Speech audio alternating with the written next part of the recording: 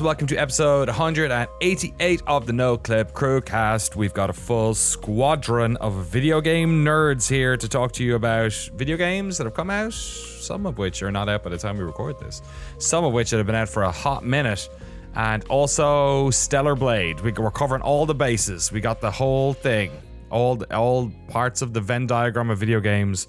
We've got it. I'm holding a magazine cover of Game Informer here. I think the last Game Informer that was ever made.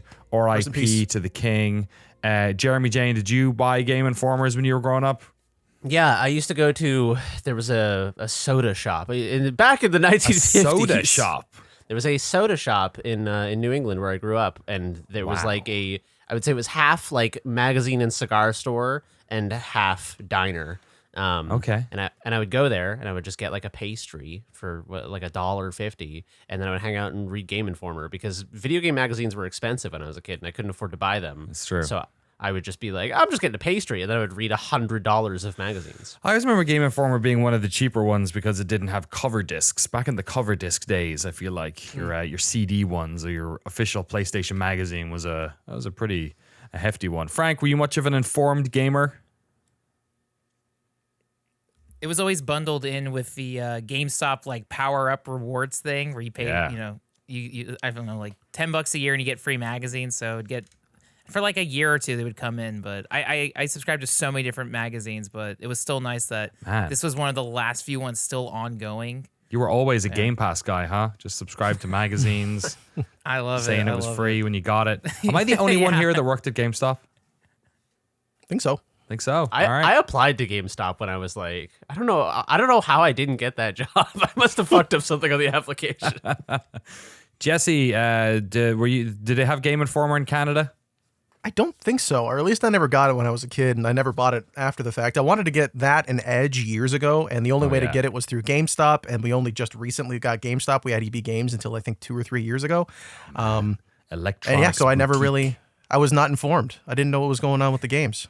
That's a killer. Yeah, we got GameStop eventually in Ireland, and I did end up working for them for a little while after I worked at an independent games store that shut down. And our guy, I'm glad we had a cool manager who didn't really, upselling Irish people magazines was never gonna fucking work. Like they're just like, shut up, like stop asking me. It doesn't really work that way there. So I used to get free ones though. You just like the thing about magazines, you do that thing where when they return them, you just rip the cover off and return the covers. So you just have all these like free magazines with no covers on them. So that's how I got my diet of informed gaming.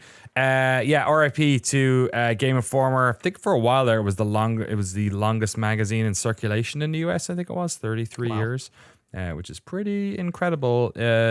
Although it's always been like, it always existed in a sort of this is partially a magazine that gets by on the fact that people buy it, and also it's a marketing vehicle for the company. So it's kind of like an in-store, product, as it were. So perhaps that contributed to its longevity, especially in an era where there's so few game magazines these days. But yeah, unfortunately, motherfuckers shut it down. Didn't even let any of the people grab their email databases or save their work. They just closed the site's gone. They just did it dirty, just the way it happens, I guess, in 2024 is your whole... That's why I've backed up all my work on YouTube just in the day, because it's going to happen. I don't know if it's going to happen 10 years from now or 10 days from now, but one day GameSpot's going to fucking shut down and all of our work, Jeremy, will be in the ether. So not my Alien Isolation VR video. Yeah, it'll happen. All those episodes of The Point will be gone. All those super relevant episodes of The Point and Escape from Mount Stupid with games that nobody cares about anymore. Bummer for the folks at Game Informer. the folks at MinMax are doing some cool stuff with a lot of the people who used to work there. So if you want to check out that, and they're doing a documentary, I think, on the preservation project that's going on over there. Cool. Which I know a little bit. There was some, it's not my place to say, but there's some very good work going on when it comes to Game Informer's archive, let's say. So I'm excited for those folks at the Video Game History Foundation and MinMax to start talking about that, because that was going on a long time ago. They were ahead of the curve on this. In case you didn't know, people are anticipating shit getting shut down. Also part of the reason I took all of GameSpot's archive. I mean, whoever's archive I got, whatever that was. Anyway, let's talk about, our wonderful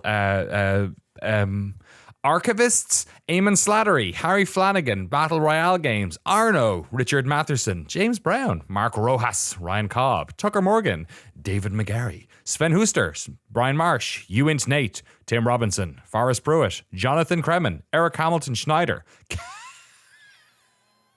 Cameron Ladd, Zachary Snyder, Alex Sharp, Alex Goucher, George Sakotis, Jacob Godserve, Tohir Tiliev, and Ryson. Thank you to all of our incredible Battle Pass holders, and in fact all of our incredible patrons, many of which are now getting access to our Dredge documentary a full week before it goes public. That's going to be the way it's going to be from now on, folks. All those early access people, it used to be like a day or two before. More recently, it was like 4 or 5 days. And over the past 6 months, it's been like, let's put it up like a week or two before it goes live. Because we often have stuff in the pipeline. So if you want to go check out our Dredge doc and support all of our work, head over to patreon.com/noclip and sign up. All right, video games. We got a bunch to talk about. Can I start? Because I have the most here and I want to get through some of it. Can I start with the Crush House? Please. Sure. The Crush House. You guys interested in the Crush House? Who's so interested? You are? Oh my God. You got some love for the Crush House? Yeah, I played the demo for this for Next Fest, I think, the most recent one.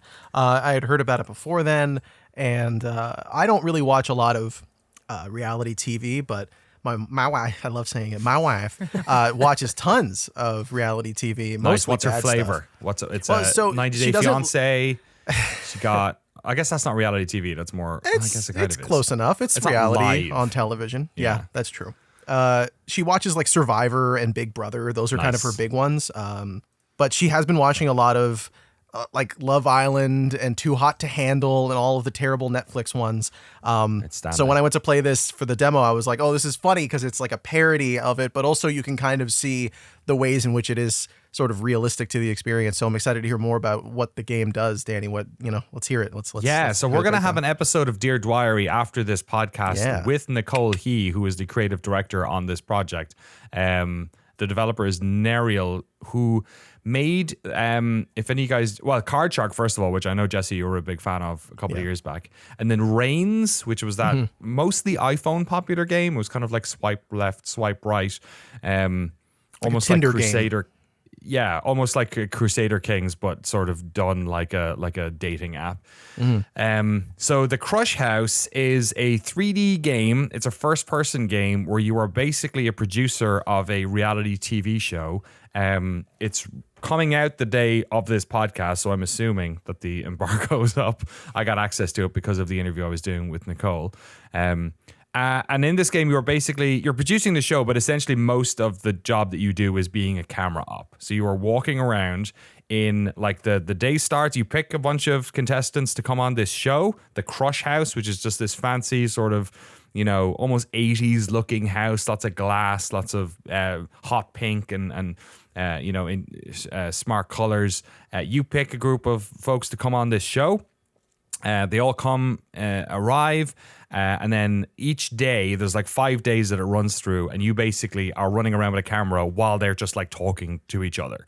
And the way I guess you win or lose this game is that there are audiences that are watching, and the audiences have different needs. At the start, it's just like regular people watching this show, fans of the show, fans of whatever, and you just have to you're walking around basically hitting left click, I think it is, to like bring the camera up. And then whenever stuff that's happening that's interesting happens, like little popcorn bubbles pop off the action, and it's letting you know that like, oh yeah, this is some stuff people like. And then in the corner of the screen there's like a Twitch chat style chat that is them talking, like the audience kind of letting you know what they like about what's going on. And then the more you play the game, the more audiences you unlock. So there are audiences like people who want like drama. There are like wine moms who want to see, you know, kind of like that sort of catty stuff. There are people who want to see plants because they're into gardening. There are people who want to see butts because they're into butts. There are voyeurs who want you to film people from far away. There are film students who want you to basically just do a Dutch angle all the time. And as you're playing the game, you are trying to satisfy the bars, basically, the satisfaction bars of all of these separate audiences. And by the end of each day, you have to have satisfied a number of them. So maybe you have 3 audiences to start, you satisfy 2 of them. It gets harder. There are also 3 different difficulties. One of which is if you don't satisfy the audience, it doesn't matter. The middle one is you have to satisfy some of them. And the last one is you have to satisfy all of them, which is like, for some of them, incredibly difficult. You can get shots. So basically what you're doing is you're playing like sort of Pokemon Snap in this reality TV show, but you're trying to set up shots that have multiple audience things in them. And if you do that, there's like a sort of like the anime speed lines happen on the side of the screen, and you get a boost to all of them. So if you've got some butts and some plants and some drama for the wine moms, and maybe you're filming one person from far away, and it's like giving you a little eyeball voyeur one, it starts to go like, and you start to like fill them up more and more and more. And that's the bones of it, is that every day you're doing that. I would say that if somebody told me that, I would say that sounds boring, because all you're doing is just walking around and seeing what's going on and setting up the angles. But the dialogue between the characters is so stupid and funny.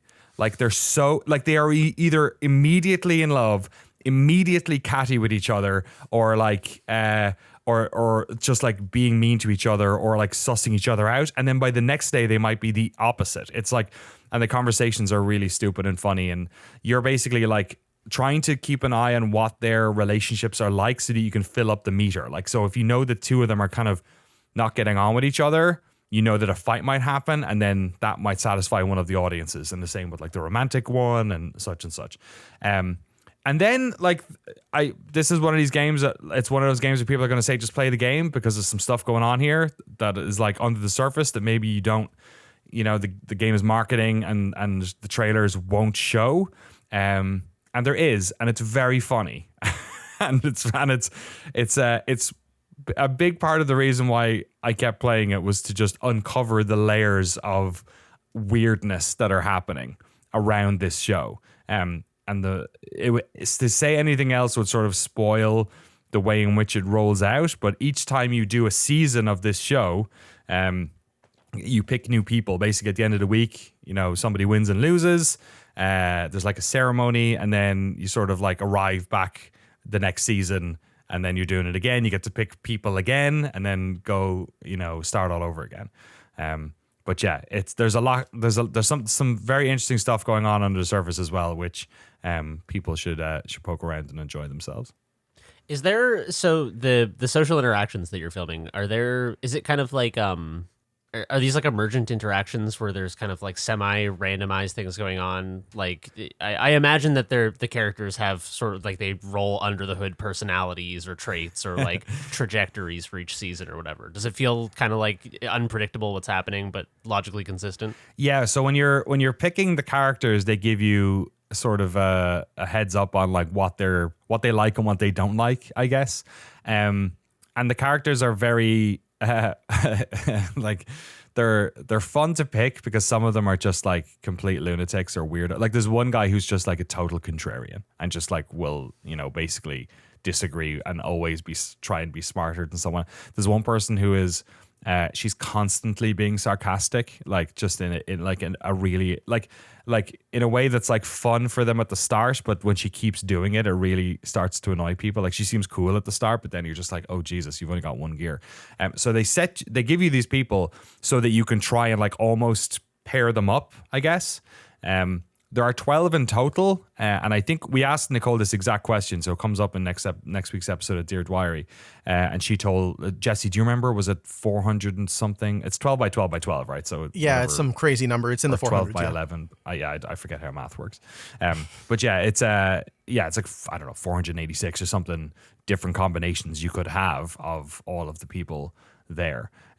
So because of that, they actually, you hit the nail on the head. They do incorporate some sort of emergent dialogue thing that based on how much they like each other. There's kind of two bars they have, and you can check in on them. It'll explicitly tell you how they're like sort of how much they like somebody and how much they are flirting with somebody. And you can check on it minute by minute on your little PDA and kind of see where people are at. And I think it picks the dialogue based on that. And a lot of the conversations are just hilarious, and they're so mean to each other, especially by the end. I like the end of my first week on one of them, nobody was talking to anyone else. They're just just sick of each other, and it was so hard to win because I was like, do something, like any of you do something. I have to satisfy all these audiences. That's cool. It kind of reminds me of I haven't played The Sims in forever, but I have long since thought that a version of The Sims in which it was less like management chores and more social simulation would be really interesting, because part of the joy of The Sims back in the day is like watching your sim go in and be like blah, blah, blah, and there's just like the little talk bubble that's like, oh, they're talking about aliens or whatever, but it's like it kind of is just like vaguely gesturing at the topics of conversation and stuff. I always thought it'd be interesting to have like more of kind of like a Markov chain text thing where it's like actually simulating little sentences and stuff. It's funny how like you'll be doing that. You'll be like, oh shit, I really want to make sure that this this fight happens here, or we could get some juice out of this stuff, and then you're also worried about the revenue you're bringing in. So if you turn the camera off, it basically goes to an ad break for the people watching on the stream, and the ads and the frequency of the ads, and based on the people who are watching, because you can turn on different ads and off different ads, you get different revenue for it. So it's just like running a Twitch chat or a Twitch stream where you're just like, you're deciding at certain points when to run the ads.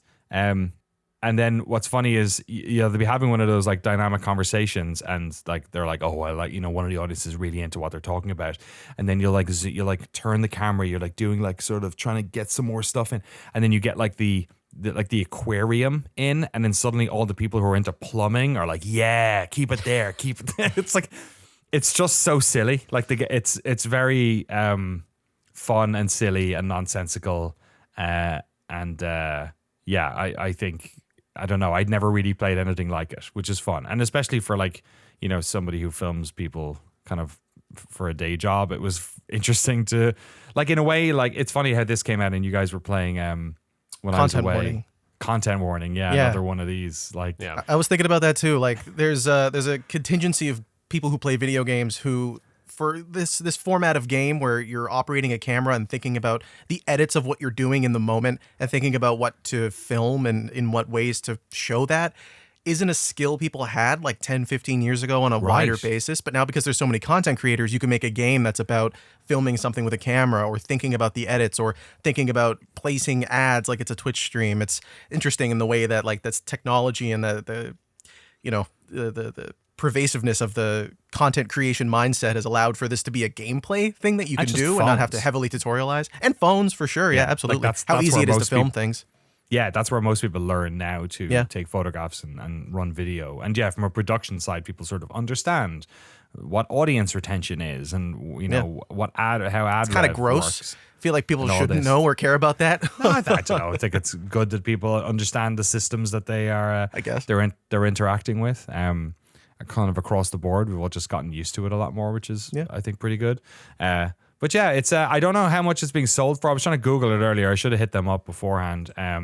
It's out, and the demo was still up as well at the time of recording, so I'm not sure if it is later on. But the Crush House. I was playing a pre-release build, and it was buggy in some parts. I had one game-breaking bug on one run, which was a bit annoying. But also, it was this was 2 weeks before the game came out, and it was getting patched all the time. So I can't speak to its stability when it gets out. I will say it looks really good for a game that's made by indie studio, which up to this point seems to have mostly made 2D games. This looks really good, and I love the art style. It's a very pleasant game to be in and be messing around with. And I think it's only out on PC as well. I'm pretty sure. I'm not sure if it's coming out on anything else. I was playing on PC. Yeah, it says PC and Mac on Steam. So that's the Crush House. Any last questions about it before we shoot off? Is this a Steam Deck type game, or is it all mouse control? Like, how are you controlling the movement? That's a good question. How would you feel about playing content warning with a controller? That'd be pretty manageable. I like mouse. I'm a mouse and keyboard kind of guy, but yeah.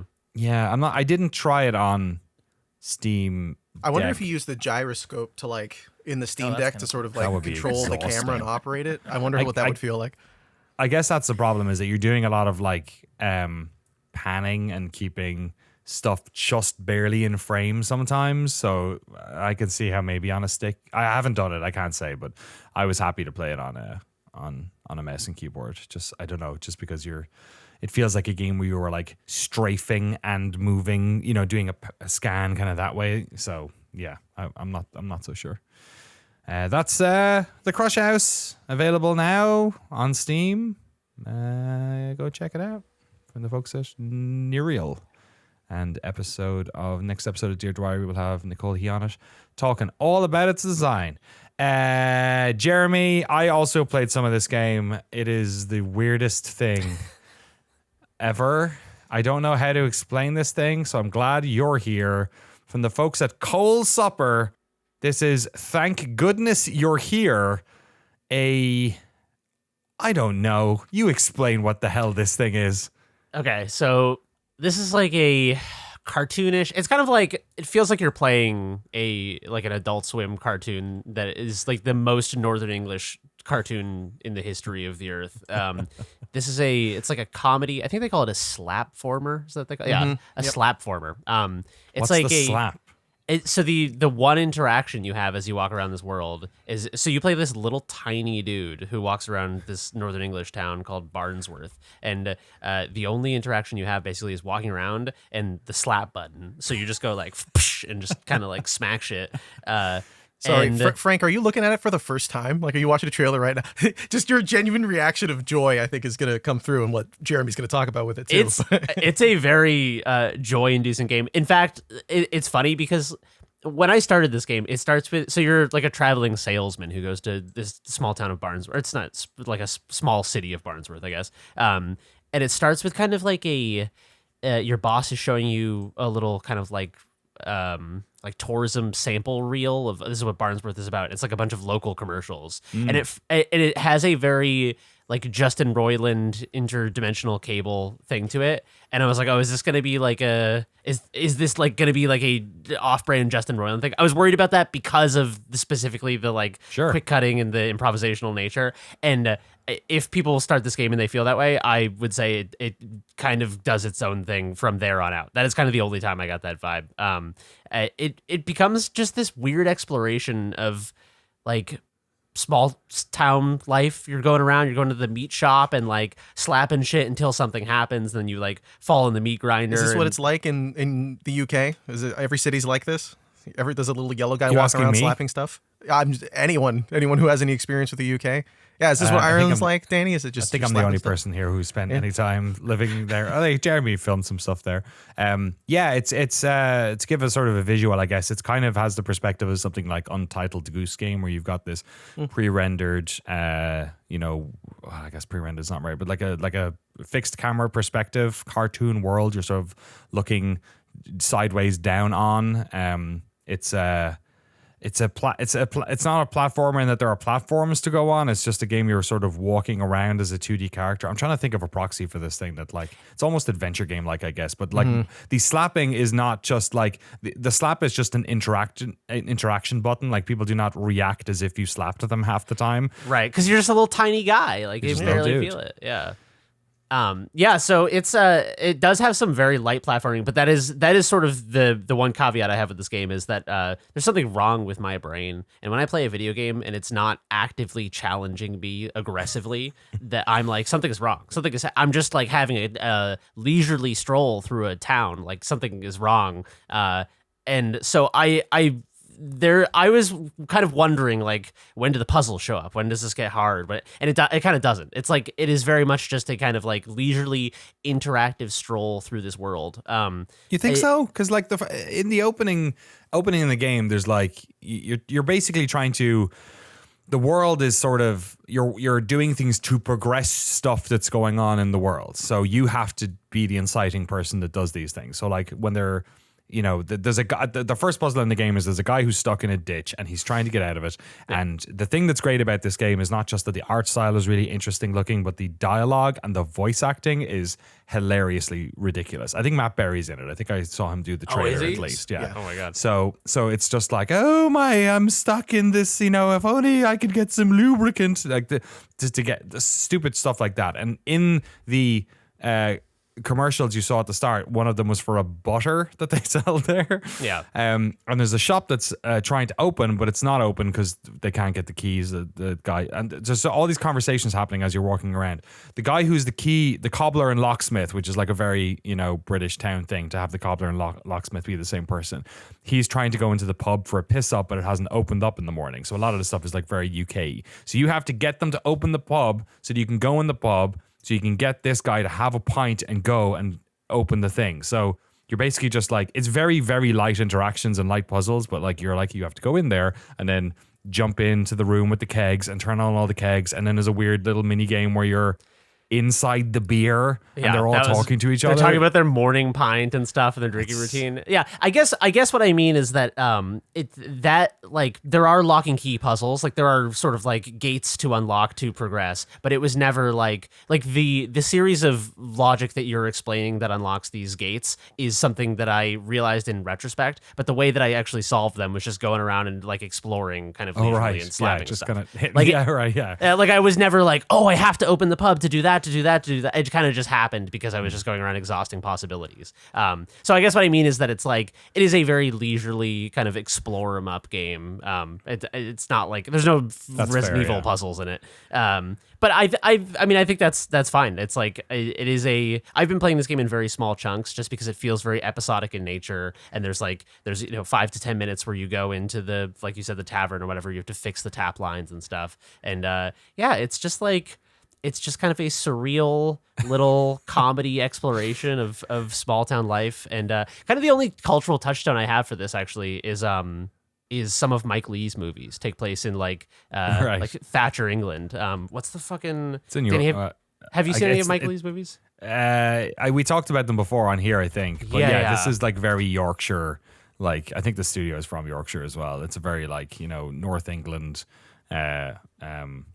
Small town affair. Everyone knows each other. Ridiculous accents. It almost, it's one of these games you're playing that like you're like, it feels like you're not playing a game half the time.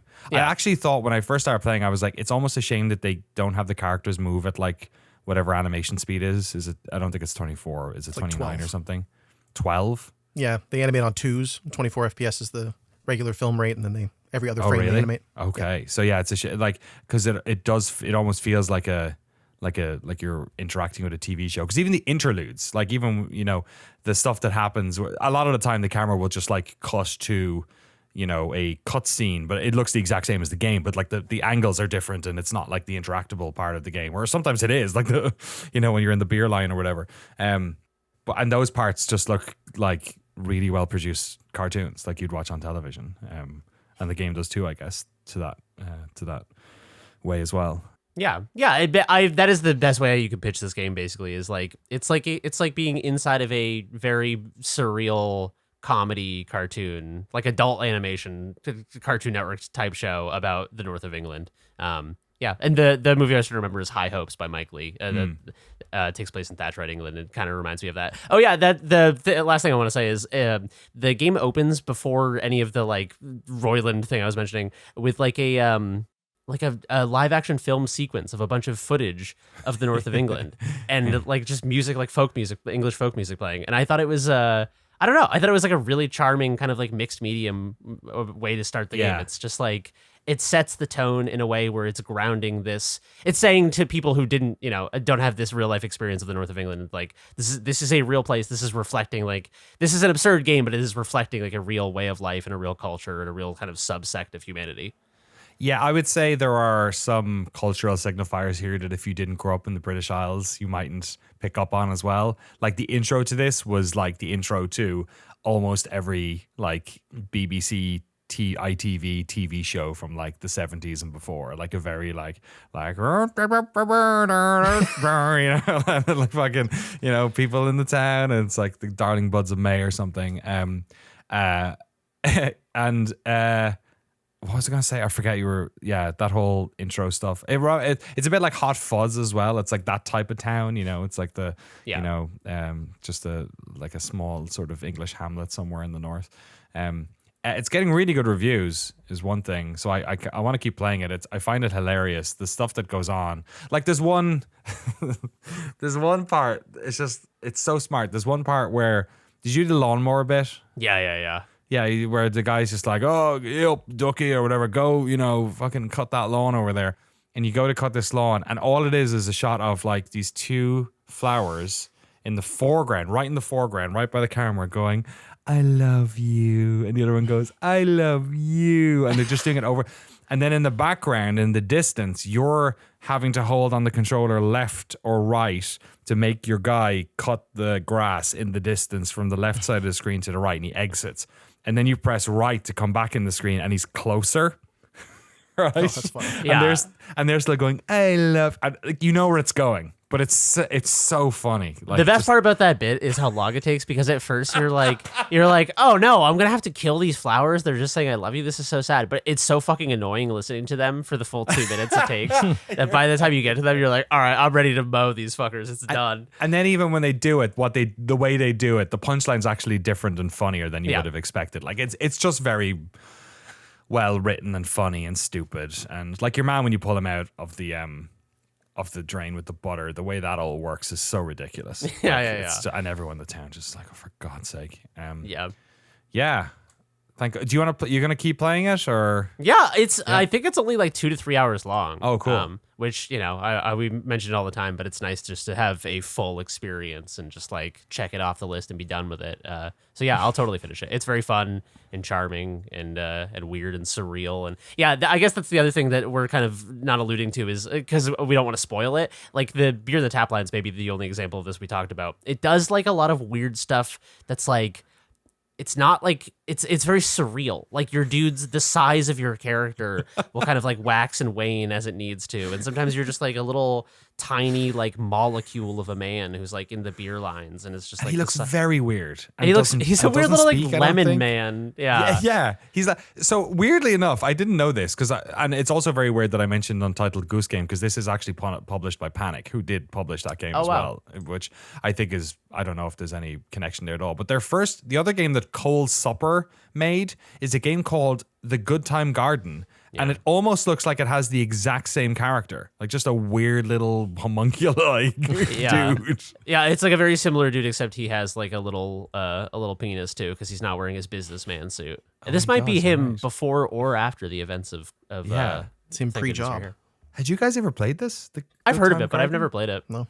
I wish I had now, because it looks completely nuts. Oh, it's free as well. So there you go. You still can play it. Yeah, go play it now. Add it to your library. I'll add it to my library right now and play the Good Time Garden. A great name as well. So I wonder if it was a tech demo for...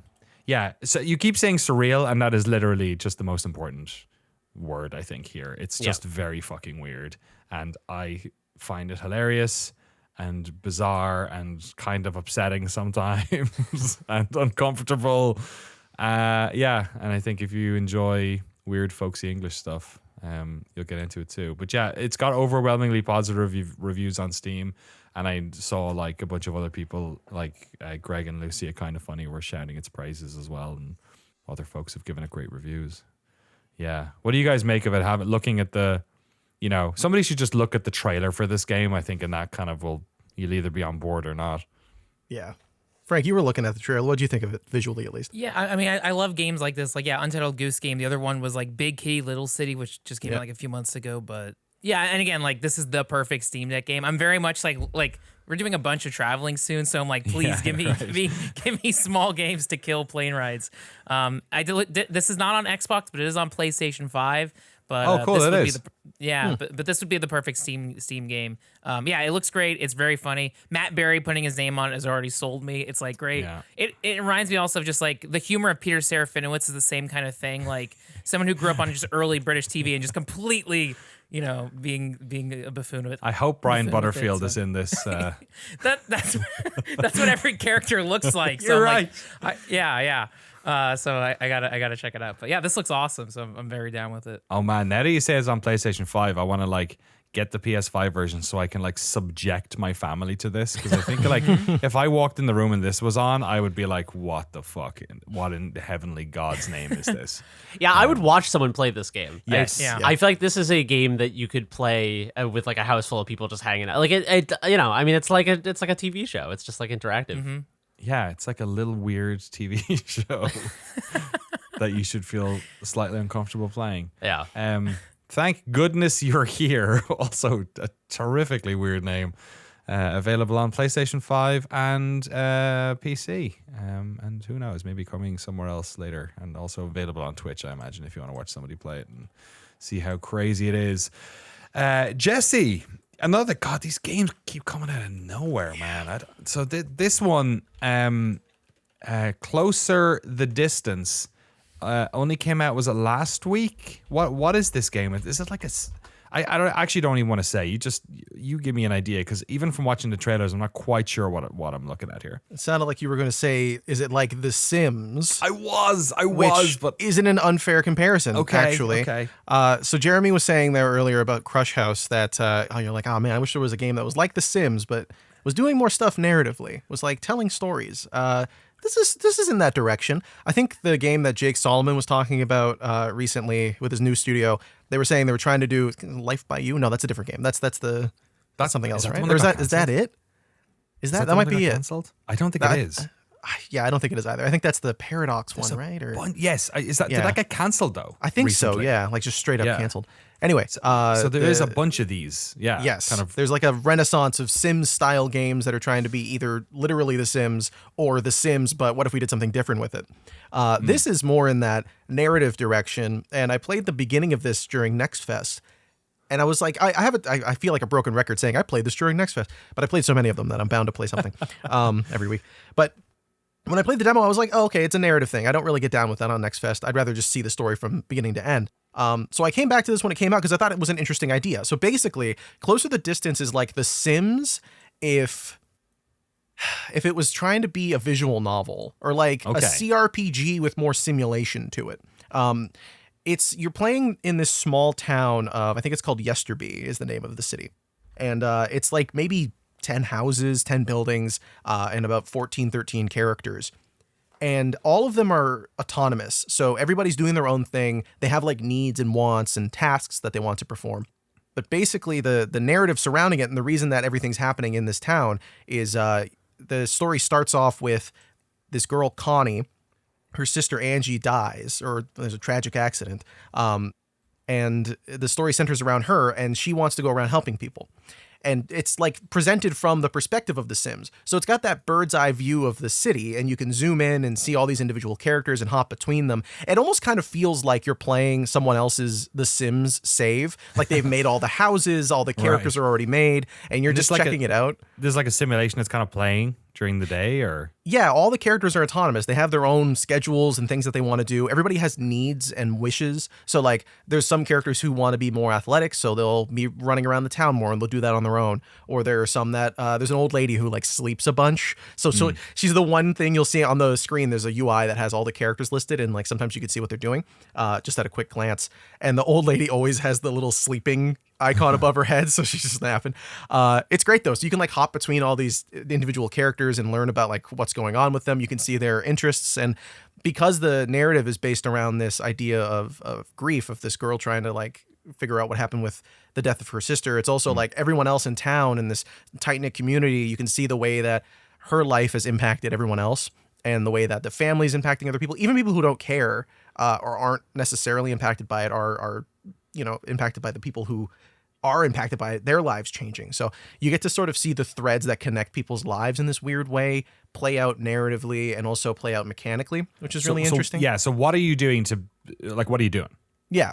So everyone has tasks. Everyone has things that they want to do. The game, again, starts out with you as controlling Connie, basically. You play as an omniscient being that's observing the town, and then you can sort of like give suggestions to the character. You can be like, hey, do this. And she'll go do it, and it sort of plays things out. So like the first task you're given is, I want to help out the people who are grieving along with me. So you can go talk to them and just like have conversations. It's basically just like conversations, time-based tasks, and you send these characters to go do these things. But the thing that made me so compelled that I wanted to play more of it and I wanted to bring it on here is that this game is like a memento mori on a narrative level and on a mechanical level, which I don't think I've seen a game do both of them at the same time as well as this in quite a while. So because it's all a simulation, everything's happening whether or not you're there, right? So if your character's walking between a location and you're watching that character, there could be moments that are taking place across the map that you won't see unless, like, if it's a big narrative beat, the little icons in the bottom tray will have like an exclamation point above their head and you can double click and hop over to them. But if there's two things happening at once, you can only watch one. And there's no manual saves. You can't like go back and see what the other conversation was.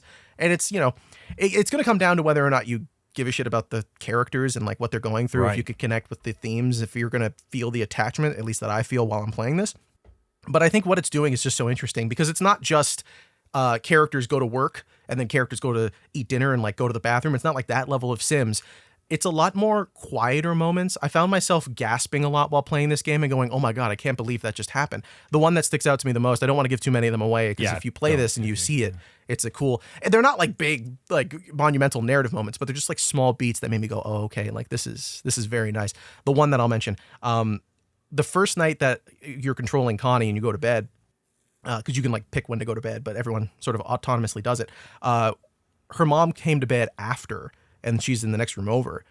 And because I was sitting there watching her, and you can like fast forward time to get through the night faster, and you can just fast forward time whenever you feel like, I noticed I wasn't fast forwarding it for a second. The mom came in the room and turned the light on and checked. And this is, again, a mom whose other daughter just like, I'm sure parents do it anyway, but that moment in particular. And then she went into her room and cried.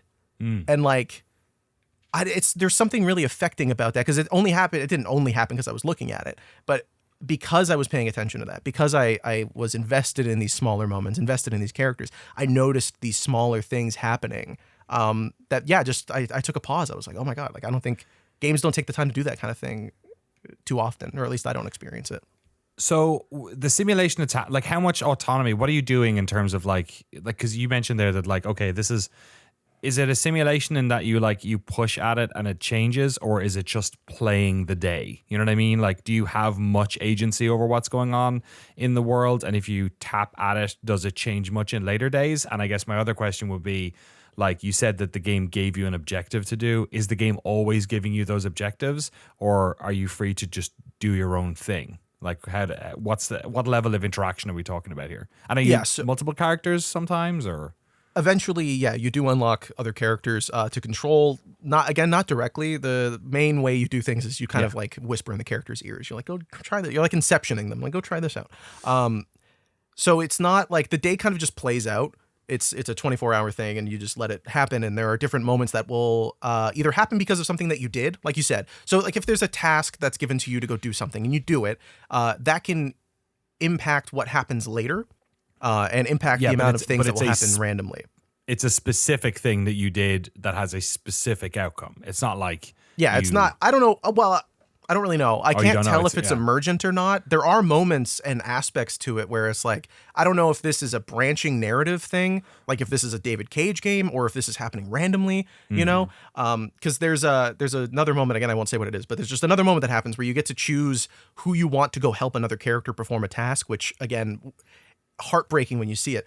And you're like, branching. You can so I don't know. Like you can do that, but also the only reason that I even got that option to do that was because I sent a different character to go do a different task in a nearby area. And she happened to stumble upon him and go, oh, hey, do you want help with this? And it's like, so I don't know how much of it is explicit because that's the order it goes in. Could you not do something?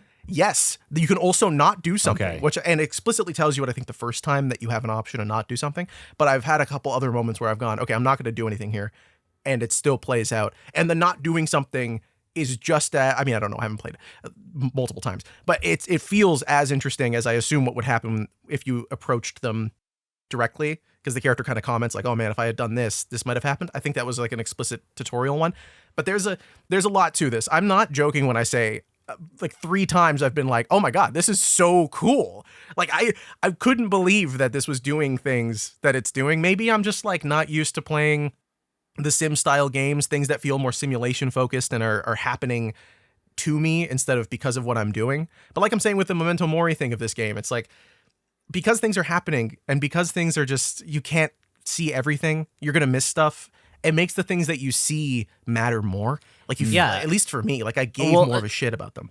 Those curated moments, like the mom checking on the daughter and like turning the lights on and then going crying and stuff, like that is the kind of depth that you don't get out of most, like, so, you know, like The Sims. Like it's a social simulation in a way that is abstracting social interaction and human drama in a way where it's like, my guy is sad, and that's literally the whole of it. You know what I mean? And it seems like this is taking that up a level by having these curated little moments. And I think that the thing that in my mind is most compelling about this idea is the lack of manual saves, of save scumming, because I feel like by constraining the player to commit to these decisions, it's keeping the illusion intact, where it's like if you could go back and resimulate every choice, you would be like, oh, okay, so there's 2 outcomes, there's 3 outcomes, these are what they are, and maybe those 3 outcomes are not radically different because, you know, I mean, anyone who's ever tried to write non-linear narratives or whatever before realizes that it instantly, because like something as small as like, oh, do you like give this kid an ice cream? Is like, okay, well later he's gonna have the ice cream if I see him in 5 minutes, and if he has the ice cream, then like there's this thing he does with both his hands and he can't do that. Are you a paragon, Jeremy, or are you Tell me about the Reapers. Oh my God.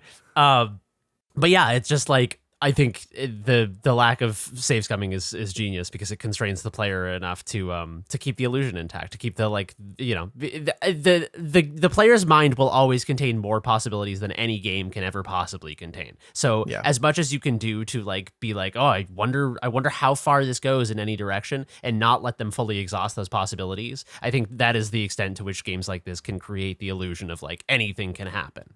Yeah. And it plays into the Ludo narrative harmony. I hate to say that, but it is what it is. Of like the story of the game being largely focused around all these characters sort of having their coming to, not Jesus, but like come to the reality of their own mortality moment of like, oh shit, like somebody who wanted to move on from this place, like leave the city, not move on from this mortal coil. Like, it's okay. You know, something. Jesse, if you want us to go to church with you, it's fine. We can... Come on, one time.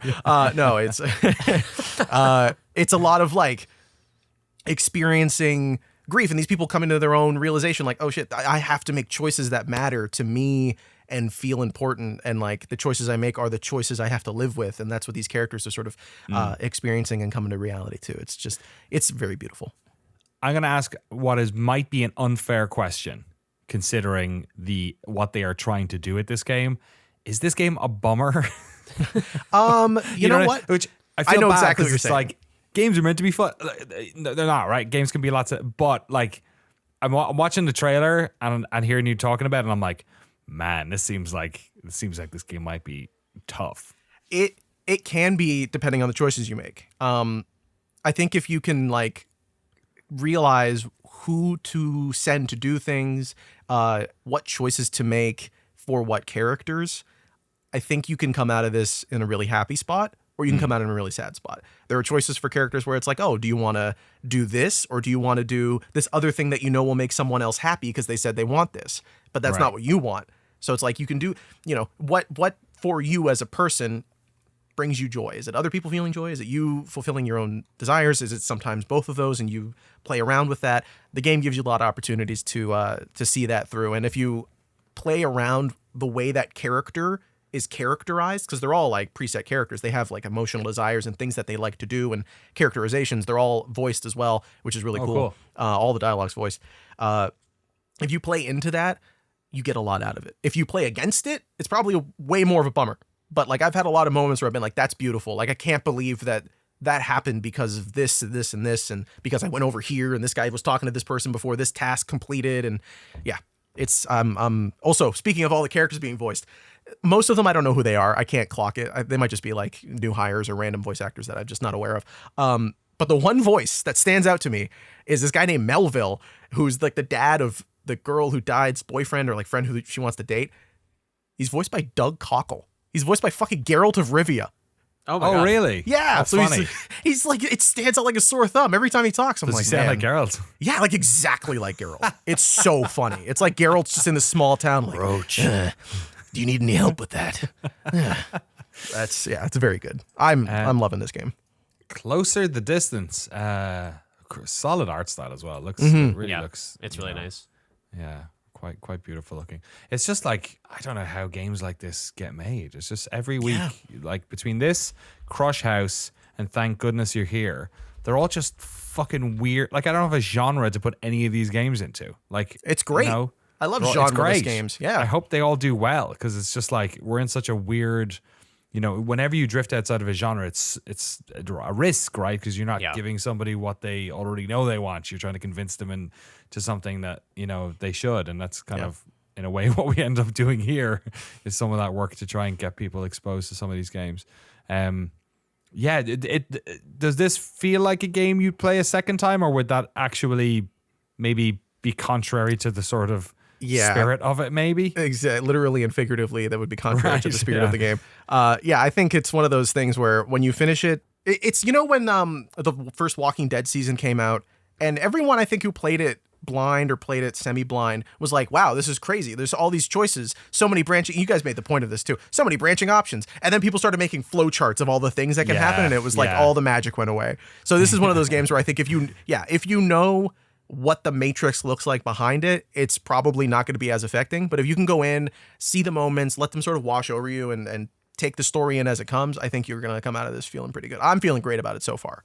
That is something that I have found in learning game development is a incredibly difficult thing that I have not seen many people talk about, is that you have to, like, because you can see the whole possibility space because you're the person designing it, you're like, is this boring? Like, does anyone want to do this? I can see the ones and zeros. Yeah, I can see the matrix code flowing on my screen. But then you have to, like, there's like a muscle you have to exercise where you have to like dissociate and be like, okay, I'm playing this game and I don't know what the range of possibility is. What does that feel like what does it feel like to feel your way into this possibility space, not knowing every corner of it charted in your head because you're the one who made it. And it's a difficult thing to simulate. Yeah, I imagine I would be very stressed out making a game like this because of the finite number of possibilities you can include in something like this. Exactly. Closer to Distance, it's out on PlayStation 5, PlayStation 4, Xbox One, Microsoft Series X, Xbox Series X, and Series S. I will never forgive Microsoft for the name. Yeah, I don't know what they were thinking with that. Just so stupid. Published by Skybound as well. Speaking of The Walking Dead, pick it up. Also developed by what's the studio's name? Osmotic Studios, who made the Orwell games, which are really, really good. Which I had never played, but seemed to have a lot of very positive reviews. Yeah, Orwell, keeping an eye on you. Available. It's on Steam for $20, 10% off at time of recording. So also a seems like a bit of a value proposition there as well. $20 for this type of big old world 3D interactive sim story. There's a lot in here. Closer the Distance. Frank, let's check in on you. What's going on in the beautiful world of Stellar Blade?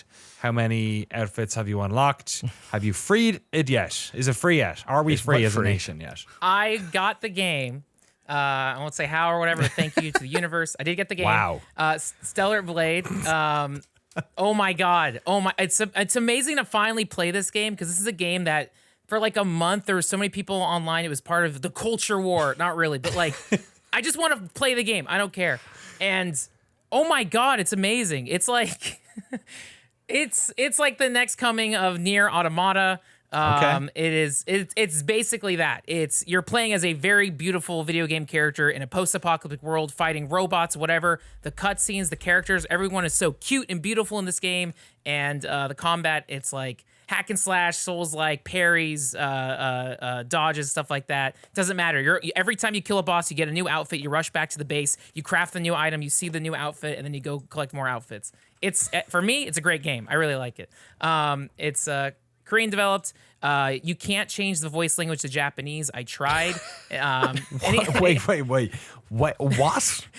Every time I get a game, I'm trying. I always like seeing if I can change the voice options. Is it in Korean? It's in Korean. I'm playing in Korean, which is awesome. So why would you want it in Japanese? That's like, I don't know. It's like turning The Witcher into fucking German for No, some reason. let me interpret Frank's decision here. Okay, sorry. You go to the convenience store, they got like Lay's barbecue and they got Pringles and shit. And you're like, yeah, this is fine. But then you go to the conbini and it is just a convenience store, but they have different chips and they're different to your experience. And you're like, this is sugoi as fuck. You know what I mean? But what he's talking about is you don't go to the English one, you go to the Korean shop, which also has weird things. You're like, and you fill it with Japanese goods. You go to the international aisle of the Korean shop and get all the Japanese things. Okay, that's fair. That's a fair assessment of the situation. Because my friend who lives in Tokyo is playing, and he has it in Japanese, and I think, in the Japanese version, you can play it in Japanese, but not in the North American version. I don't know why, but we have a new because you don't live in Japan and the game wasn't made in Japan. We have a new culture, a new front on the culture war has just opened up. People aren't talking about. They're censoring the game in America. I can't play it in Japanese. Stellar Blade was about. It is now. Okay, so what I think Free Stellar Blade was about. Oh, no. Is in the demo there were outfits that were more revealing than what the game shipped with. We know what those folks were complaining about, but we're interested in what you're complaining about, which is that I love that you're taking it at face value, though, Frank. They were mad about the vagina bones, and it's a real legitimate complaint. Look, we all are mad about vagina bones for one reason or another. But why Stellar Blade is not available in Japanese in America is finally something that I can fight about and look my wife and child in the face. But what I was really surprised is the outfits are very revealing. They're like outrageously revealing. Correct, Frank. But the one thing that sucks though is there's no photo mode. So that's like I don't know what's you've been very consistent on the lack of photo mode in games, which I appreciate. But it does seem like something that it feels like a very first party game thing. Like they can waste the extra $2 million it costs to make the photo mode. Hit this. You got that share button on your PlayStation 5, you know? Right. I do this bit with my friends. Every time I play a game, I screenshot stuff and just flood their PlayStation messages with stuff. So oh my God. Like when I was playing Dead or Alive Extreme 3, I sent my friend 100 photos.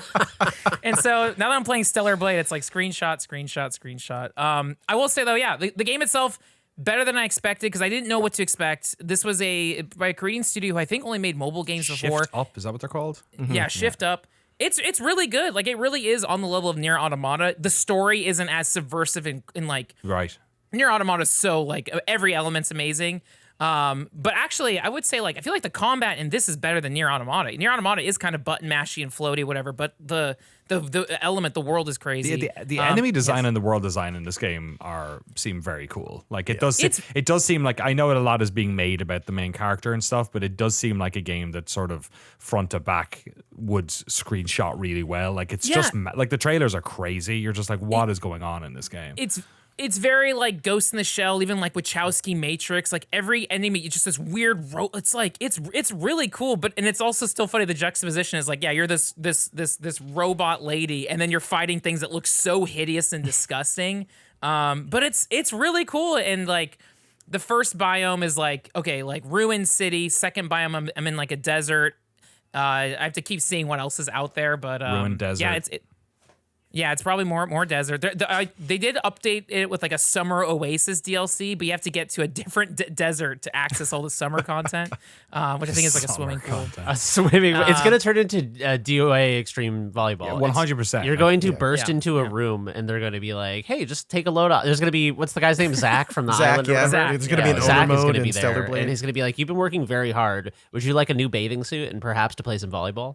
No, it'll be like, what was the other one you were playing last week where you fed a queen biscuits? Was that? Kintsugami? Is that what it's called? Kintsugami. I saw Jesse, Daughters. I think it was, tweeted the video of that. I was like, Matt, that is literally as you said.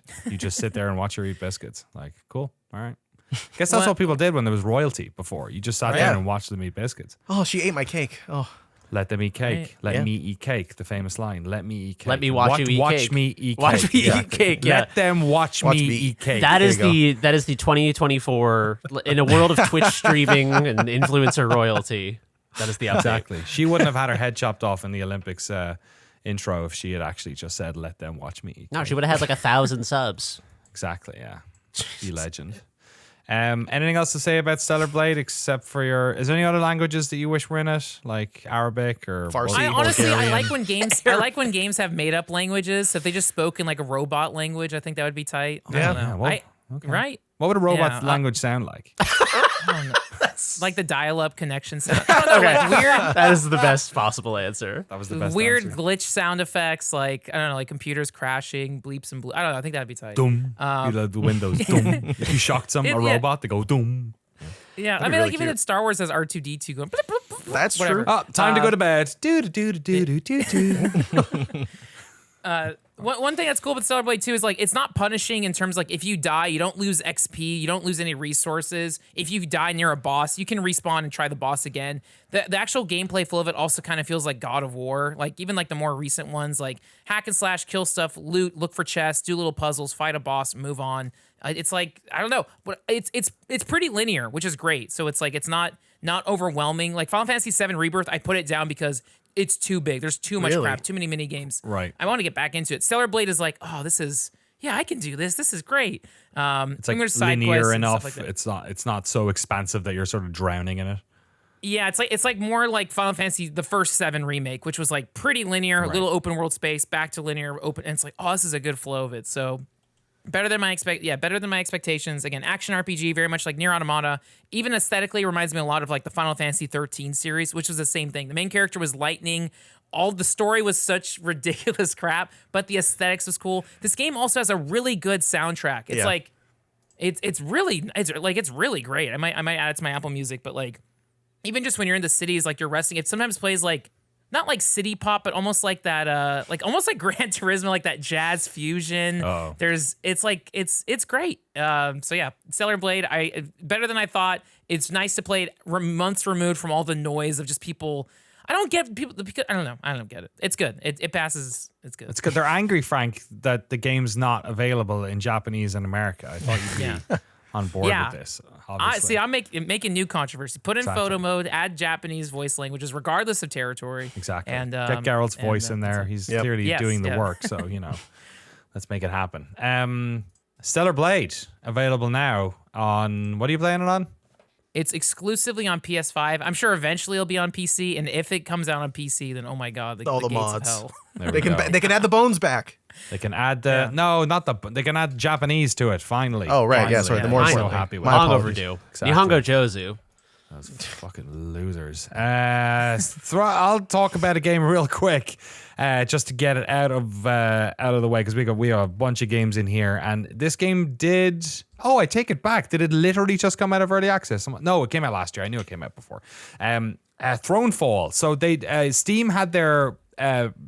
Oddly, considering last week I was talking about a sort of a tower defense game, they had their tower defense Steam sale on, or event or festival or whatever they call it, last week, and I was like, oh, there's a couple of these that I wanted to check out, so I got a couple of them. The only one I've played so far is Thronefall.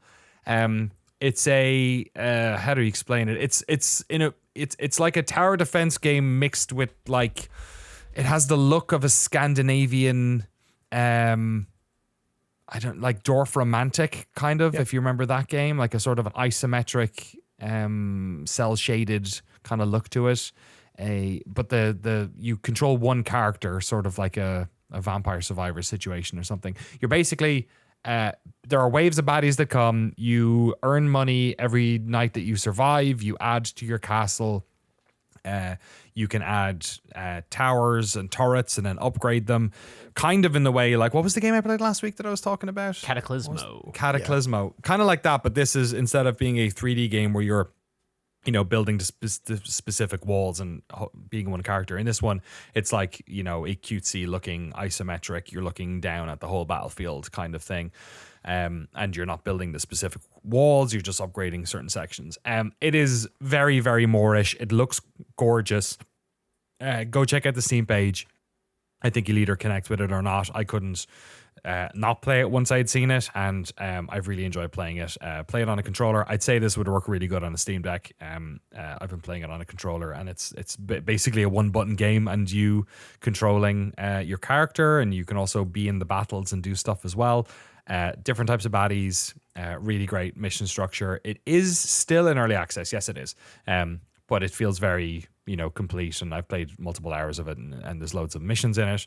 Thronefall, can't recommend it highly enough. Really enjoyed it. It's $10 is the other thing. It's a very easy game to recommend because it's cheap and really, really cool. So Thronefall. Are the arrows, so as you ride around your little horse guy, the arrows shooting out of you into enemies, is it like Vampire Survivors? Like, is that automatically ticking as you walk around? Yeah, but you also have a separate button where you can do like a swipe kind of thing. Cool. You know what I mean? Like you can also do that, and you can also there are like automated NPCs that you make. You make a barracks, and there's like 4 pikemen, or you pick a pikeman, or you pick the soldiers, or you pick crossbows instead of arrows. There's like all these choices you can make, and then you can just sort of set and forget those lads there, or if you want, you can hold down X and walk over to them, and they will follow you, and you can put them somewhere.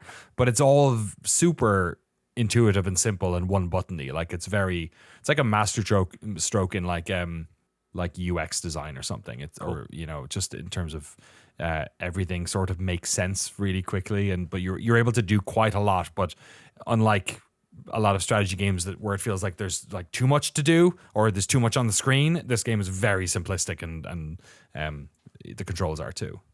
To that degree. That sounds awesome. I actually went and played Stronghold for the first time in my life. Yeah. I never played Stronghold. I just thought, great. Yeah, I was more of an Age of Empires guy back in the day, and I went back and played it, and I was, it's kind of the exact thing you're alluding to, where that I was like, instantly there was so much tutorialization that I was like, yes. Oh boy, like I feel like I need to do this when I'm more caffeinated and more patient and have like a day off, because I don't know, it's like there is something to be said for a game that does an incredibly fast onboarding ramp into the game, and you're just like playing within 30 seconds, because this was like, oh my lord, like do not forget to build the granary, and I'm like, oh gee, okay, it's been like 20 minutes, I'm still building fucking granaries. Yeah, this is very, you pick it up and play. Total opposite end of the spectrum for sure. But similarly satisfying in that, like when you create choke points and get people stuck certain ways, it's a lot of fun. I think a new Unreal 5 Stronghold game is in production, but oh really? They got announced a few years ago, but I don't think I'm not sure if there's been much said about it. To be fair to Stronghold, I want to give it a chance. It's just, I've sometimes when you go back and play like a 90s simulation game, you're like, you need to be in the right headspace, because I just wanted to like get a taste for it. I didn't want to do the whole like, I didn't want to go to like Stronghold 101 at college. Yeah, it seems like the type of game that's probably really big in like Eastern Europe. Yeah, we're the Heroes of Might and Magic contingent. Yes, strong. Exactly. Yeah, that's where they are right now. I also just quickly as well, we have an upcoming episode of Dear Dwyery with a prominent VR developer, because I wanted to do a sort of catch up on what's going on with VR. Like, is the market shagged? What's going on with future developments? And as part of this, it's a studio that I've played practically all their games, but they're working on something that I don't have access to. And it doesn't work with the only VR headset I have, which is the Valve Index. So they sent me a MetaQuest 3. Wow. Yeah. So that arrived a few days ago, and I've been playing around with that, and I am shocked. I mean, it's a $500 piece of equipment, so it's not quite Apple Vision Pro levels, but it's a pretty hefty PC. Or, in fairness, Vive. Like the Vive is cost, I think, 1,000 or something. I don't know how much it costs now, but it's something around there. So it's still expensive. Like it costs as much as what, a PlayStation 5 or something. Like it's an expensive piece of kit. But it's not like PSVR is 200, right? So but I'm shocked at how the quality is on the thing. It's absolutely insane. It's got pass-through on it as well. And there's a bunch of games that like do the thing where they scan your room and then fucking shit comes in, and it's absolutely insane. which the Vive doesn't do any of that sort of stuff, or the Valve Index. I keep calling it the Vive. So I've played a bunch of stuff on that. I'll talk about it next week probably once I've had a bit more time with it. But I'm super impressed with it so far, and it's a crazy piece of kit. I'm looking forward to using it to play whatever those folks are putting together over there, and keep your ears peeled on this feed for those episodes of. It's not ready at dawn though, right? I'm not telling you. Studios from. I can't. Okay, say. they just got shut down, which is why I'm mentioning that. Just really? Yeah, Meta owns them and did the Lone Echo series. So I thought you were just gonna. We were about to. Oh, good point. You're right. They did, of course. Oh, when did it just get announced today? Just or got announced an hour ago. Oh man, that is recording. Oh boy, that's yes. They are creators of those games. What was the one? I always forget the name of it. The Order 1886. Yeah. Yes. Oh, that game was cool. That game, I was so hyped for that game, and then it kind of was not what I wanted it to be. But it was one of the most aesthetically interesting, like late 1800s English Ghostbusters bullshit I've ever seen in my life. The closest we've got to Van Helsing. It was like a real good Van Helsing game. Like check out, like player interactivity be damned. Yep. Watch this beautiful looking game. It was one of those. Totally. You know what I mean? Like fucking. It had the very letterboxing on the rails. Yeah. I know a couple of people over there. Andrea Piscino, who I think he's the co-founder or something. Interviewed him a bunch of times.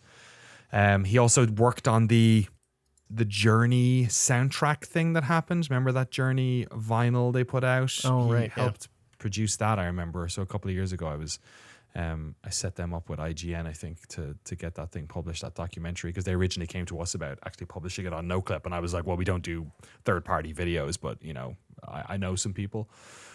Sorry for them. Was that owned by Meta? Yeah, they acquired them not too long ago. Yeah, I think after they did Lone Echo 1, I want to say. I'm not 100%. So they just fucking bought them and then they've shuttered the whole studio.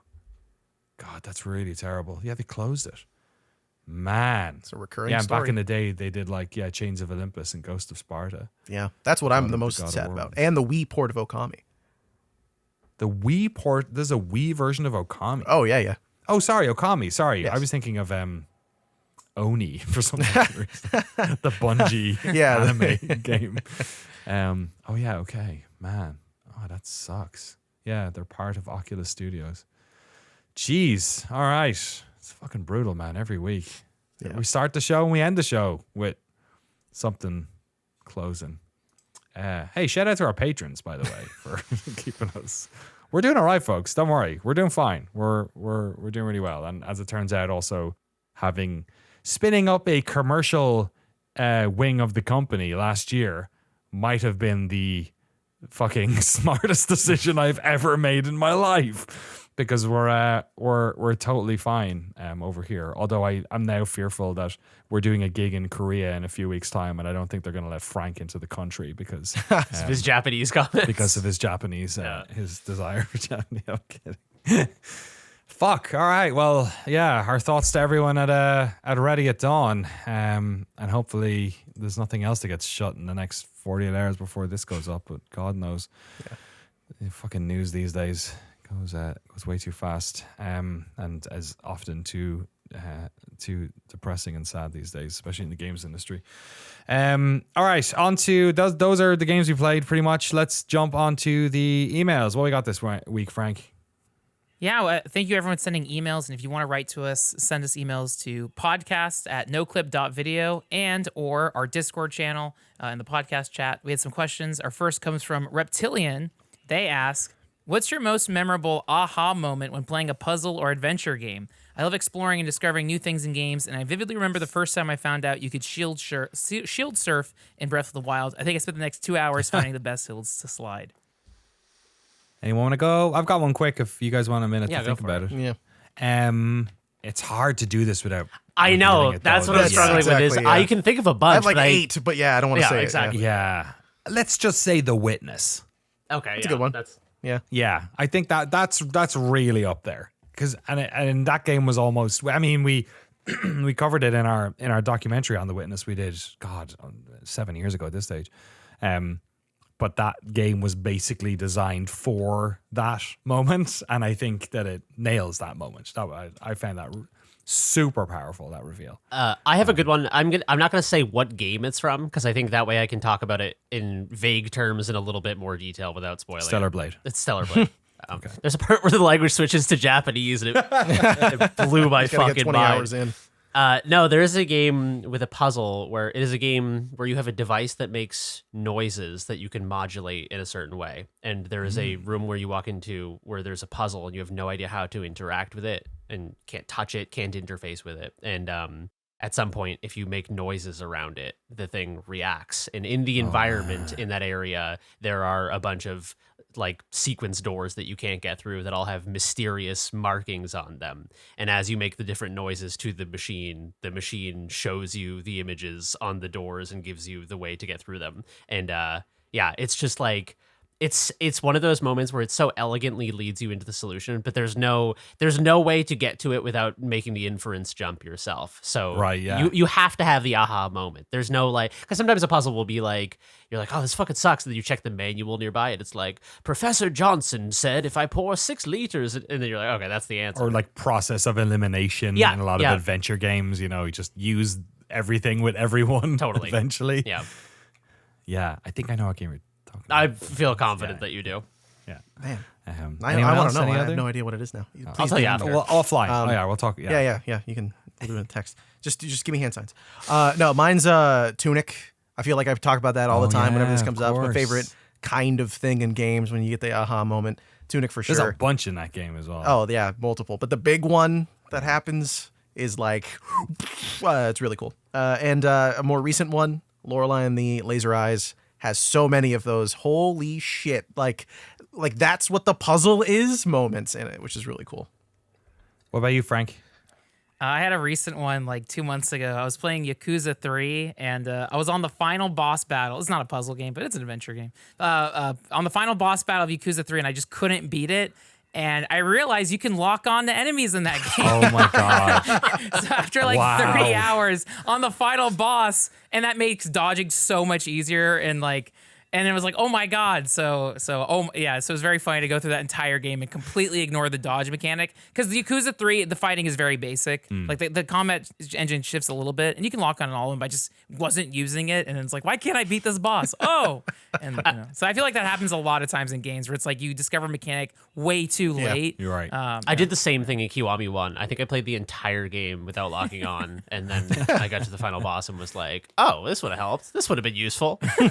There's another episode of Dear Diary that's coming is I interviewed Charles Cecil, who is he's sort of like a famed British developer. All the Broken Sword games he worked on, Beneath a Steel Sky, Lure of the Temptress, all of these great games. Beneath the Steel Sky is great, not just because it has art from Dave Gibbons, who did all the art for Watchmen.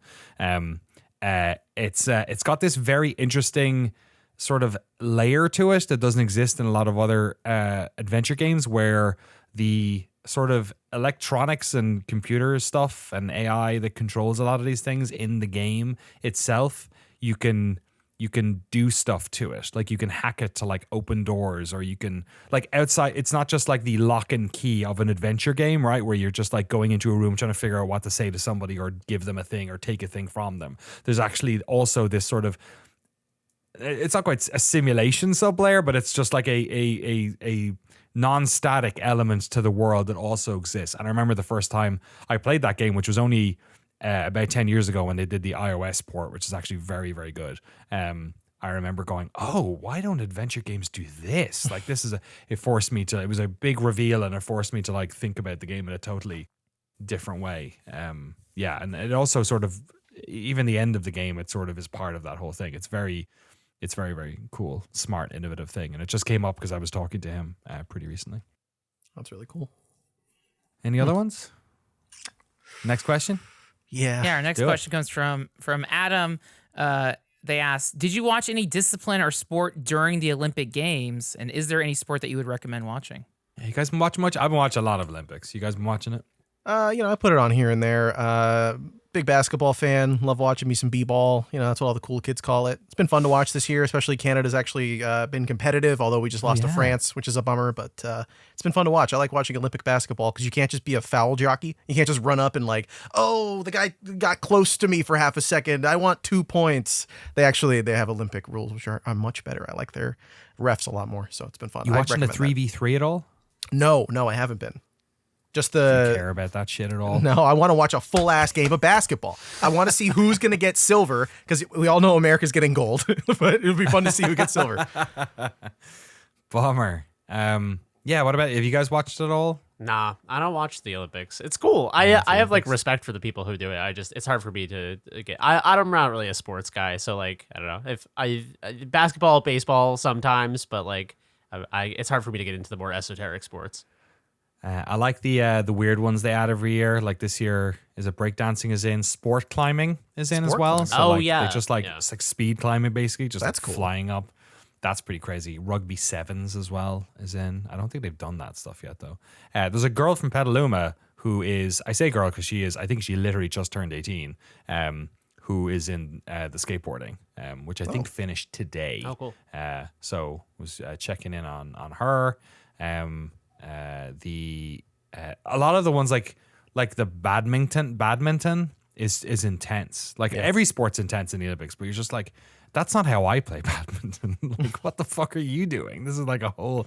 And everyone was watching the archery stuff, and was it the Turkish guy with the shooting, It was just like fucking swag, one hand in his back pocket. I think that could be the most fun way to watch the Olympics is if you don't give a shit about sports, that's fine. But if you want to get into the culture of it, because it is something that happens only every 2 or 4 years. At least the Summer Olympics is 4, yeah. Or is it 4 for summer and winter? They're both 4. They're they two. Offset They're by 2 2. and 2 just back and because they forth. offset. Yeah. Okay. Yeah, it's just fun to, if you don't care about it, just for the culture, just to watch the clips on Twitter. That's fun, or whatever we're calling it now. Or I just love watching. It's fun to watch sports that you don't know anything about. Yes. Because they had in the heats for the long decent distance running, maybe the 2,000 or 5,000, I think. They had it was top 8 get through or something, and there was one of them where there was a young woman who went through. I think she was 19 as well. She was quite young. I think she was maybe the European under 20 champion or something like that, but she just decided to fucking go. She just they don't have a pace runner or a rabbit or anything in the Olympics, right? There's you just have to set your own pace and know your own pace and look at the times and all that sort of stuff. And on the long distance stuff, it's especially tricky. And she just decided to just disappear, and no one chased her because there's all these mind games of, do you go with the pack? It's like the peloton in cycling. And she was literally the big running circuit right around the stadium. She was halfway. She was half a lap ahead of them for the 7.5 laps or whatever. And then right at the end, she started to gas, and they were catching up with her. And so they caught up with her and overtook her on the on the straight right at the end, but she only had to come in the top 8. So they were she was okay, second, third. They were watching her the whole time, second, third, fourth, and she managed to get in at 5th because no one could make up the ground on her. So it was just weird shit like that. You're is that? I guess that's viable. It's just a weird strategy you can try and do, and it works. So I love when stuff like that happens, people breaking the rules, that guy who there was also the same with the pole vault. There was a dude who just did the world record, the Olympic record, and then just kept jumping. So I love when they do that. They're just keep going. Yeah, sure, you've done your 3 for the Olympics, but we're just gonna let you keep jumping. And then he on his 3rd attempt at the world record, he did it. Wow. And then he was on Swedish television the next day, completely still drunk from partying the night before, which I thought was pretty cool. Hey man, that's your if you practice jumping for 10 fucking years, you get to do it at the peak level. Just let the guy jump for the people, Honestly, exactly. I kind of thought this question was related to the Mario and Sonic at the Olympic Games game. I thought this was asking which of those is our favorite. Mine's got to be the summer one. I've never played summer. Those games summer were Sonic insanely one. popular Great. when I worked in HMV and games. Really? GameStop, yeah. Those, because they were just mini games, sports mini games, especially post Wii Sports. Everyone was just good point. Suddenly, sports mini games were fucking popular, and not just shovelware. What's the last question we got here, Frank? Yeah, our last one's from Jacob. They wrote and said, thought you would like to know, yesterday I received a notice on my Discord server from a friend that John Romero was going to be in town at a local board game store doing autographs and chatting with people. By a stroke of luck, I was able to get there before he showed up, purchased a copy of Doom Guy, and got to chat with him and his family a bit. His mother was there as well, and she said she takes the blame for John's creations. I got my book signed by John, and he signed a Cyber Demon Funko Pop, which is now safely in a clear plastic case. When I mentioned that I heard Noclip talking about his book, he had nothing but great things to say about you all, recounting his time in Ireland and the conversations he had with Danny about the area. Keep up the great work. And he attached a very awesome picture with him and John Romero, so that's amazing. And the Funko Pop Cyber Demon I see there as well. That's pretty cool. I wonder where that was. It must have been somewhere in the States. It looks like a... Yeah, I think they said it was like somewhere in Arizona, which makes sense that his mom would come too because they're from Arizona. Yeah, that's really cool. Hell yeah. Good old John Romero doing the work. Yeah, Doom Guy. It's been a while since that came out. When we talked about it, like last year, maybe, was it, or something? Yeah, something like that. Yeah, I feel like it came out last November, last fall, or something. Yeah. That was like my book I read like kind of beginning of the year. Actually, that was the audiobook I got into, and that was really, really good. There's a couple of other ones that I was queuing up for our various trips we're doing. There's a Cliff Bleszinski memoir. Oh, yeah. And then there's the Reggie Fils-Aimé one as well. Yeah. Which Breaking the Game or something like that, right? Yeah. He does... he voices that one. The Cliffy B ones is not voiced by Cliffy B. And I always prefer when it's the person. Yeah. It feels like you're just like hanging out or whatever, chatting away. But yeah, I have to queue those up. Is The there Reggie other- one has a interview with Jeff Keighley at the end of it as well. It's like an hour long. Oh, really? Yeah, it's funny. He just turns up. Jeff turns up. It's like, hey, I was hop in the booth while you're recording. You want to talk? Exactly. I'm always around. I'm always around. He's omniscient and omnipresent. Exactly. If you have any recommendations for video game books, send them in as well. Podcast at noclip.video. That's a podcast. How about some housekeeping? Next week on Dear Dwyery, this week on Dear Dwyery, shout out to Jesse for turning around all these episodes super quick. We have interview with the EVE Online folks. We did 2 of them, actually. EVE is a game that requires a certain level of conversation. And I think it's sort of needed to get 2 of the folks on there. So Hilmar, who is the what would you say? He's the CEO of CCP, as it were. And then the creative director as well, Berger, both came on to talk about sort of the past, present, and future of EVE. There's a lot of stuff to talk about, from their, how the game started to what it's like onboarding staff when your game has 21 years of community lore attached to it, to their flirtations with things like Bitcoin. Did they do Bitcoin? I'm not sure if they did, but like AI for sure. Stuff like that. Blockchain, Yeah. sorry, that's what I meant. What that's like, and if how what internal and external criticism looks like, and why they do that sort of stuff, to other elements of their technical forward thinking, I guess, in respect to virtual reality, because they were one of the first folks who did that with Valkyrie. And we also talked about the single player stuff that they've done over the year, not just Dust 514, but the Vanguard project that they're working on at the moment as well. So there's just so much to talk about when it comes to a game that's 21 years old, and especially a game like EVE that's got so many different fingers and so many different pots. So yeah, there's a lot in there. Great job on you, Jesse. I know it was a bit of a mouthful with 3 of us as well. It was tough, but it was. I think it was good, because I think what you're saying, like, it's a good episode even if you don't know anything about EVE. I didn't know a goddamn thing about it. I knew of it, and like when I was younger, everyone called it the spreadsheet game. I had never actually seen gameplay of it. So when I went to find clips to use of like people playing it to use in the background, or I went and watched a bunch of the old fan fests to find good clips to put in there, it was really interesting seeing the game after watching all the fan fest stuff, because I was like, oh, these people are speaking very passionately and very poetically about the experiences playing this game. And then I watch footage, I'm like, bro, I can't tell what is going on. This is impossible. It's like charts and like little figures moving around with markers on them. It's wild. I will say, if you're a huge EVE fan, or you are a veteran, a happy veteran, or a disgruntled veteran, because it can cut both ways for sure with the EVE community. It's definitely a sort of surface level conversation. It doesn't get too much into, I'm not a nullsec wizard by any imagination. I'm not that deep into the world of EVE. I've flirted with it probably 6 or 7 times over the past 12 years, and I played it recently with the new update as well, to check out some of that stuff. The player onboarding is definitely a lot better these days than it was like 5 or 6 years ago was the last time I played it. But yeah, I think if you don't know much about Eve, or you're like me, where like your main ingestion of Eve is reading the Empires of Eve books that have been made about Eve, then speaking of books, then yeah, hopefully it's an interesting episode. We also have the trailer for Dredge up on YouTube. That documentary is out now in early access. It'll be out publicly next week, next Tuesday. So massive thanks to the whole crew for putting that one together. Everyone was involved, including my wife, who did a ridiculous, well, we won't say. You can barely see it in the trailer. You'll have to watch the doc to see that one. Myself and Frank will be at QuakeCon this weekend, Quake Convention in Dallas.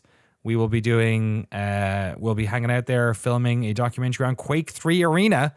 And Frank will also be recording a bunch of behind the scenes stuff for our patrons. So if you're around, if you're a patron or a listener, part of our community, and you see me at QuakeCon, see Frank at QuakeCon, come over and say hey. We're also flirting with the idea of doing a patron meetup in the DFW area, because it's just outside, just north of Dallas Fort Worth. Is where the event is on. So keep your ears peeled to the Patreon. We'll do a post if we're doing it, which I'd say we're like probably 60-40 going to do it. There's just a couple of things we have to work on a schedule to make sure if we can pull it off. If we do, there'll be a post up on Patreon in the next few days, letting you know where it's at. Work continuing on loads of other documentaries as well. And I remember last week I said that there was an embedded series that we've been doing for a while. Weirdly enough, we're doing multiple ones of these embedded series, and weirdly enough, it looks like maybe the other one might be getting announced now as well. I don't know. I clearly haven't been keeping in contact with people enough. So just like if you see games get announced and you think, oh, I'd like a Noclip on that, let us know. Pop it in the Discord, hit me up on Twitter. We always like when that happens, because we like to see if people are reading what we're putting out there. Patreon.com/Noclip if you'd like to support our work. Otherwise, me and Frank are off to QuakeCon. Jeremy, what are you doing for the rest of your week? I got some editing to do. Might go swimming in the river if the weather is nice. The Russian River? The Russian River, yeah. There's been a bunch of deaths this year, so I'm like awesome. A little hesitant to go solo dolo, but maybe just go dip my butt in there and then call it good. Your butt can drown. Your butt doesn't need to breathe. So I need a little butt life preserver. But exactly. Yeah, that's probably the plan. It's been nice here. It was like 90 degrees yesterday. I just went and walked around outside all day. Hell yeah. Beautiful. Jesse, what about you? We are going to do our wedding photos next week. So Woo! That's our big plan on the Tuesday, and celebrating our friend's son's 5th month birthday. We do it anniversary. We love it. Anniversary. That's right. It's always fun. Excellent. You have to do those because they're just like different people every month. You're just like, ugh. Yeah, seriously, yeah. What the fuck happened here? And then, you changed again. Yeah. What's going on? Jesse got married and instantly his life became about like 5-month birthday parties and fixing the gutters. You aged 20 years. I'm literally so like done. Dude, it's crazy. It really, genuinely, you're like that's not a joke. He's 100% right. I feel like a human being now after I got married. It's weird. Excellent. All right, we'll be back next week to talk about QuakeCon's 5-year-old birthday party, 5-month-old birthday parties, and dipping our butts in the river. Until then, have a good week, and we'll see you then. Bye.